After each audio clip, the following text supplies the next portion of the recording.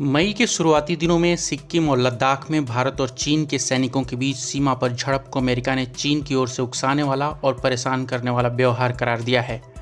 America ने कहा है कि चीन का व्यवहार ड्रैगन से व्याप्त खतरे को इंगित करता है। बता दें कि उत्तरी सिक्किम में 9 मई और पूर्वी लद्दाख में 5 और 6 मई की दरमियानी रात को भारत और चीन के सैनिकों के बीच झड़प की खबरें सामने आई थीं। चीन की पीपुल्स लिबरेशन आर्मी की ओर से सीमा उल्लंघन का भारतीय सैनिकों ने मुंहतोड़ जवाब दिया और उन्हें वापस लौटने को मजबूर कर दिया। हालांकि इस झड़प में दोनों देशों के कई सैनिक घायल भी हो गए थे।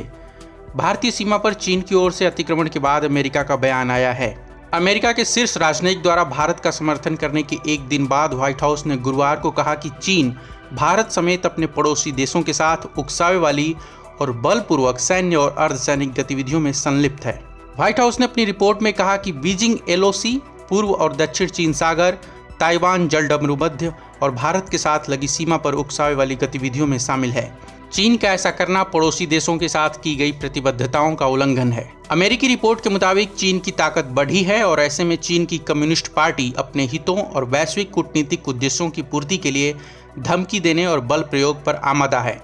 दरअसल एक अमेरिकी शीर्ष राजनयिक ने बीजिंग पर आरोप लगाया कि वह अति सक्रिय और परेशान करने वाले व्यवहार से यथास्थिति को बदलने की कोशिश कर रहा है और उसका विरोध किया जाना चाहिए।